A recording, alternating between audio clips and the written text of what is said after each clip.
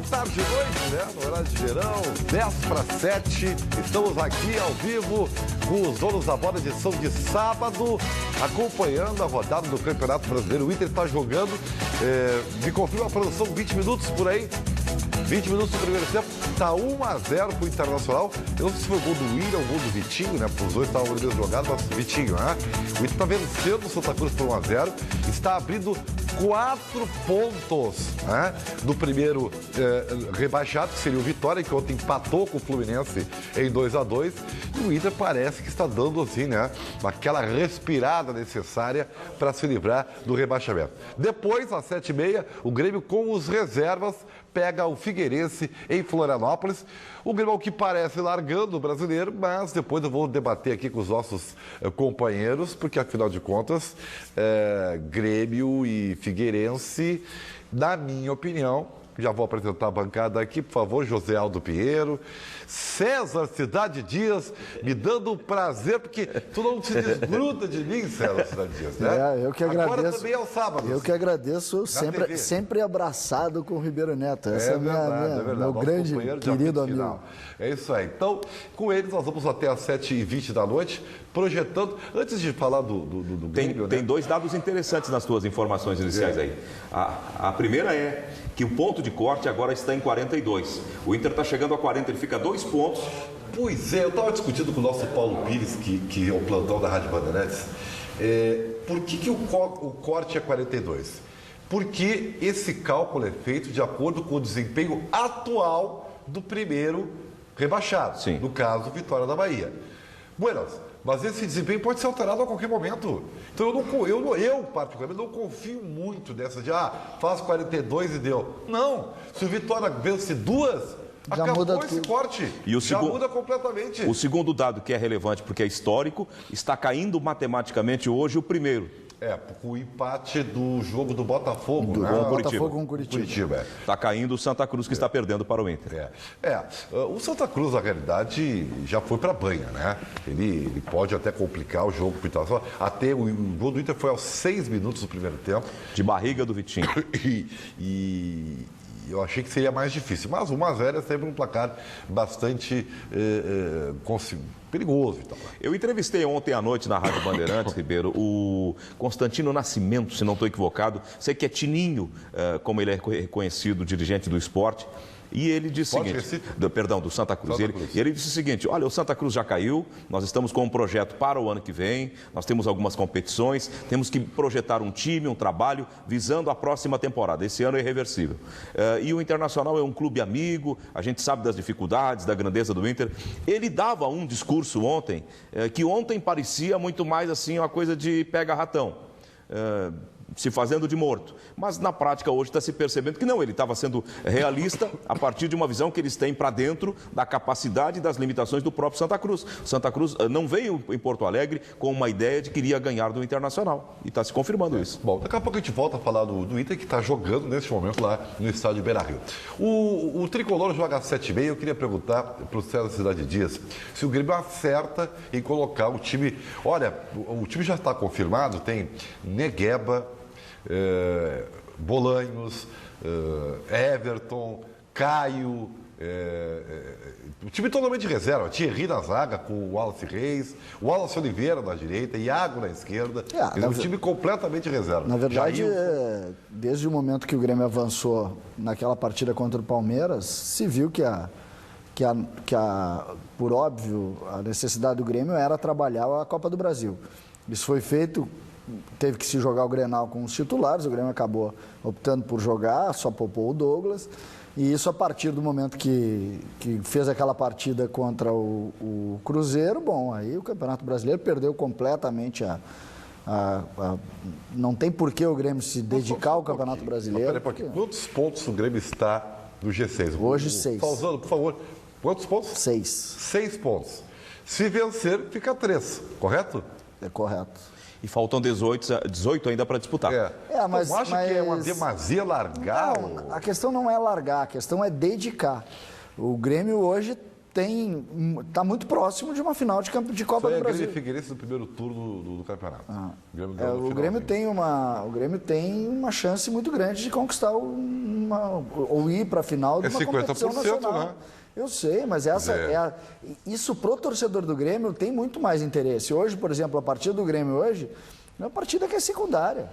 O torcedor está preocupado com o jogo de quarta-feira. Nem aquela história por causa do Figueirense, porque o Figueirense já foi para a banha também, nada, né? Não tem. Eu acho que a relação. O Figueirense está numa mobilização tremenda. No momento que o Inter. O Figueirense está fazendo por si próprio. No momento que o Inter saiu daquela condição que vinha jogando por qualidade do próprio Inter, porque na verdade o que garantiu essa saída do Inter foi essa campanha de nos últimos 6 jogos conseguir 4 vitórias.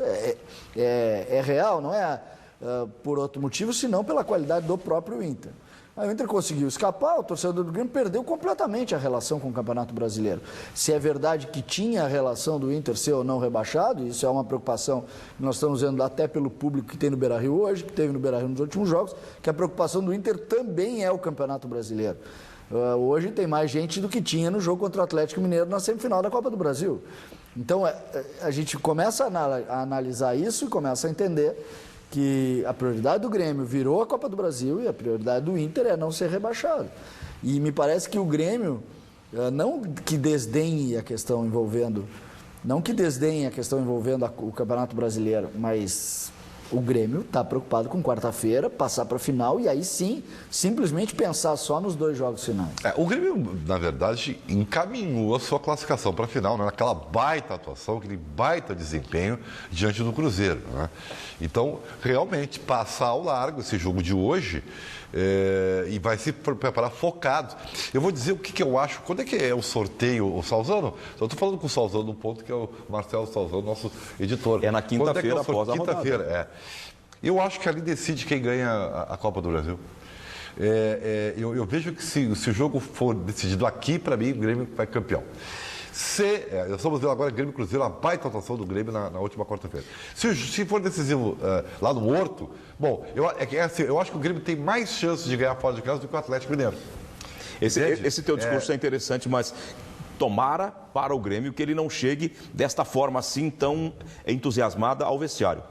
Porque o Cruzeiro não é um time ruim, o jogo da quarta-feira foi um jogo... Quando nesse momento na tela da Band passa o gol de Luan. Sim. A obra-prima que o Luan fez na quarta-feira. Masterpiece. Tá bom. Porque o Cruzeiro que empatou hoje, Ribeiro, o Cruzeiro que perdeu hoje para o Atlético Paranaense, lá na Arena da Baixada, ele foi um time descaracterizado, porque eles estão mobilizadíssimos para a quarta-feira. Ficou com 41, hein? Tu achou o time do Atlético hoje? O Cruzeiro. Pois é. O Cruzeiro eu estava vendo um pouco do jogo do Cruzeiro contra o Atlético Paranaense. O Cruzeiro jogou com muitos jogadores que estavam jogando também no jogo da quarta-feira contra o Bruno Rodrigues. Mas não jogou com o time completo? Não joga, mas do meio para frente, alguma coisa. O Cruzeiro está fazendo uma leitura do Campeonato Brasileiro estranha. O Cruzeiro acha que já saiu. O Cruzeiro acha que já saiu há bastante tempo. O Cruzeiro tem um jogo aí que é pontual. César, que foi o jogo lá na pontos. Bahia. Não, o jogo na Bahia entre Cruzeiro e Vitória. Se o Cruzeiro tivesse, ele foi com os reservas, ganhou o jogo, todo mundo sabe como. Fazendo um gol cedo, o outro time com um jogador a mais, perdendo pênalti. E o Cruzeiro hoje, tu troca a pontuação desse jogo, estaria atrás do próprio Vitória, que é um dos rebaixados. Mas olha só, César, pela projeção, o corte hoje 42, quantos pontos tem o Cruzeiro? 41, quantos faltam em 18? Um ponto. Ele precisa um ponto em 18. Isso é o que nós falamos no início do programa. Esse corte é relativo. Por exemplo, bem, vamos lá então. Eu tenho certeza. Que seja 45, eu tenho certeza. O ponto de corte. Para chegar a 45, faltam 4 em 18. Isso. Mas 4 em 18? Futebol não aceita desaforo, Zé. Futebol não aceita desaforo, nós falamos isso todos os dias. A relação que se faz com o Inter está se fazendo rigorosamente igual ao Cruzeiro. O Inter e o Cruzeiro passam a ter um ponto de diferença um para o outro. O Inter já saiu do rebaixamento? Com essa vitória de hoje? Virtualmente eu considero que sim. Mas virtualmente sim. Mas virtualmente muito em cima. Eu não acredito nesse corte de 42. Eu tenho convicção que esse corte não existe. Ele não existe, não é 42. Falar que seja 45, que é o que me disse ontem em entrevista à Rádio Bandeirantes o presidente Pífero. Falar que seja 45. Com 41, faltam apenas 4 para os 45. Vai disputar 18 pontos para ganhar 4. Vocês acham que vai cair? Ah, pelo amor de Deus, gente. Eu não tô achando muito absurda a avaliação do Cruzeiro. Desculpa, Zé. A gente não está querendo dizer aqui que vai cair. Ninguém disse que vai cair. A questão é, não se desdenha Campeonato Brasileiro. Não se diminui esses jogos. O Cruzeiro, de alguma maneira, diminuiu isso. Hoje, por exemplo, o Cruzeiro não teve nenhuma força contra o Atlético Paranaense, apesar de usar alguns jogadores que usou na quarta-feira. Contra o Vitória foi pior ainda, teve um número menor de jogadores. Então, quando tu começa... Eles apostavam tudo na Copa do Brasil. A vitória do Grêmio, acachapante, foi muito... Eles ainda não se convenceram. E eles vêm para Porto Alegre, eles vêm com uma ideia de devolver o 0-2. Bom, tudo bem, time grande tem que pensar assim mesmo, né? Estranho seria... Só, por favor, me atualiza aí, Marcelo Salzão, do tempo em placar lá no Beira-Rio, por favor. 27 minutos do primeiro tempo, 1-0 gol do Vitinho lá no estádio Beira-Rio. Você está dizendo corretamente que clube grande tem que pensar assim. Mas o Inter pensa diferente do Cruzeiro dentro da ilha do César. O Inter está certo. O Inter tá é que o Inter está numa situação pior que o Cruzeiro. O Inter está com a mesma pontuação agora que o Cruzeiro. Não está. Um ponto de diferença. Um ponto de diferença. Mas ele para quarta-feira... Ele perdeu por 2-1, perdeu por uma diferença menor, embora tendo gol fora de casa. Não, mas ele o Inter, se ganhar hoje... para cumprir tabela. Agora, hoje aconteceu um Se ganhar hoje, o Inter vai com força total contra o Atlético. Também entrando, a questão com relação ao Atlético Mineiro mudou também. O Atlético Mineiro Estamos hoje... vendo Inter e Atlético Mineiro da quarta-feira. O Atlético Mineiro hoje abriu mão do Campeonato Brasileiro. Gol do Santa Cruz no estádio Beira-Rio. Depois me informa, Salzano aí, quem marcou o gol... viu, José Aldo Vieira? Futebol é complicado, viu?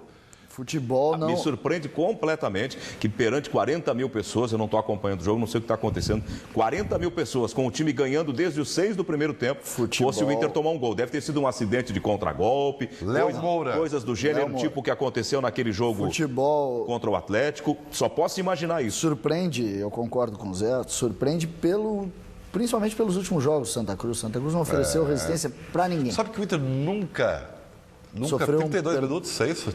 Perdeu um ponto. Nunca perdeu um ponto. Nunca, em Campeonato Brasileiro, o Inter sempre ganhou do Santa Cruz. Mas... Em Porto Alegre, né? Em Porto Alegre. No Rio Grande do Sul, na verdade. Mas não adianta, futebol, o César diz, futebol não aceita desaforo. Não aceita desaforo. Não existe, já ganhou lugar nenhum. Por exemplo, esse jogo contra o Santa Cruz, que tem 30 minutos do primeiro tempo ainda, eu acredito que o Inter vai vencer e com certa facilidade, porque o Santa Cruz é uma equipe que, incrivelmente, eles até apresentam, eu vi várias partidas do Santa Cruz, eles apresentam um rendimento importante até os 15 do segundo tempo e depois termina.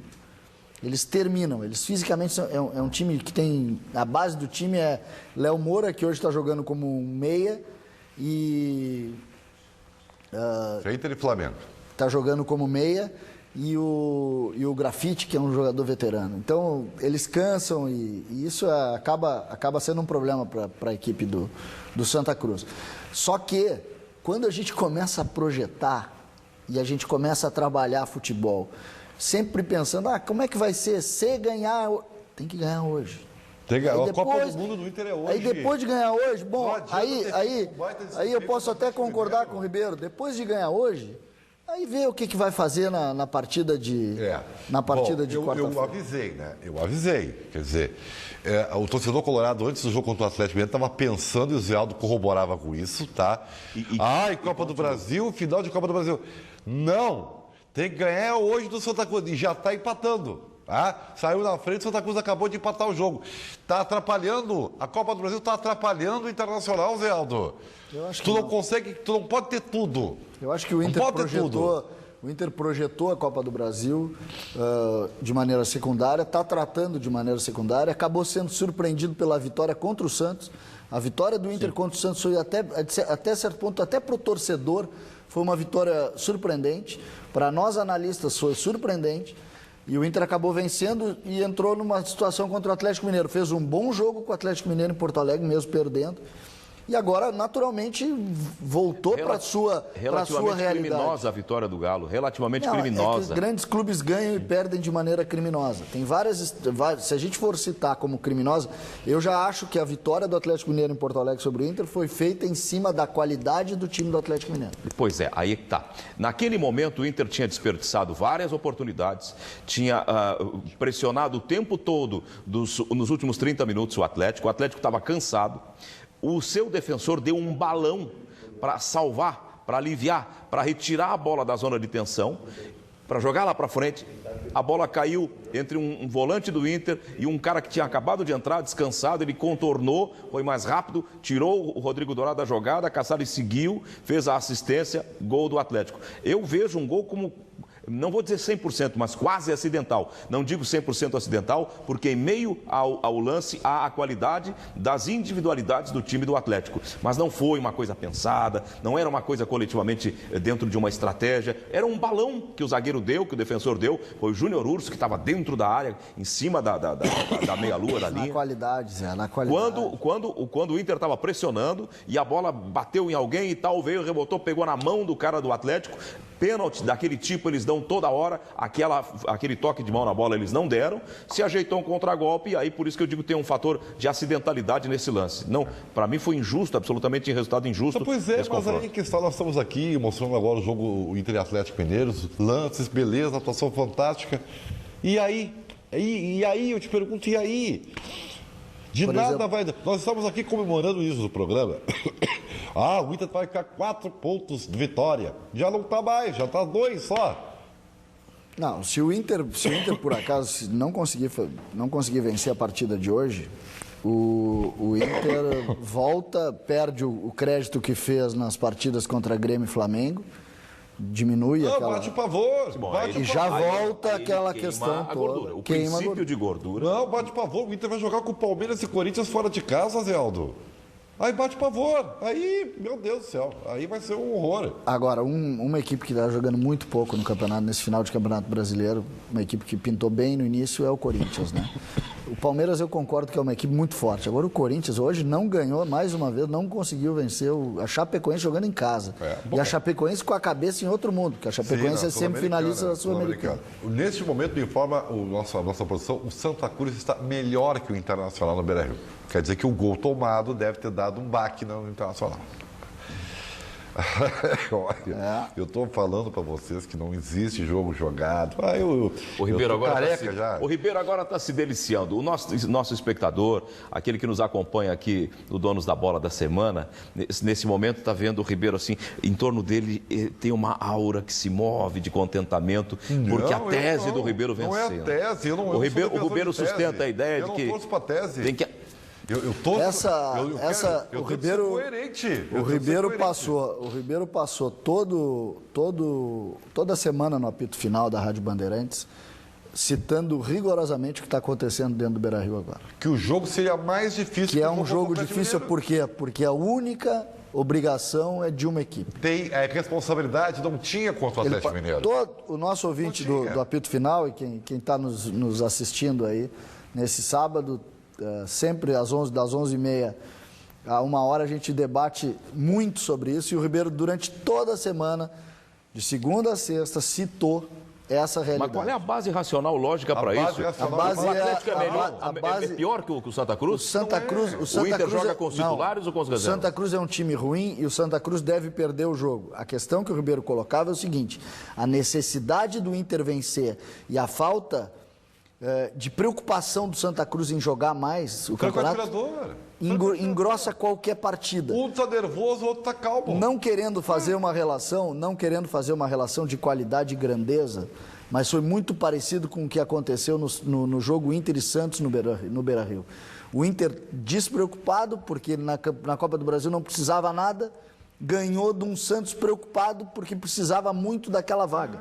Então, usando aquela mesma... E eu não estou querendo aqui comparar as grandezas daquelas equipes, que Santos e Inter têm a mesma grandeza, e Inter e Santa Cruz não têm, só que, naquele momento, o Inter era uma equipe completamente despreocupada. E nesse momento, o Inter é muito preocupado, porque um empate no Beira-Rio é uma tragédia hoje. Mas eu acho mais subjetivo isso do que dizeres, César, que o Atlético é muito mais time que o Santa Cruz, o Atlético queria ganhar e o Inter jogava com uma equipe que preservava alguns dos seus valores, porque o titular teria que jogar hoje. Mesma relação.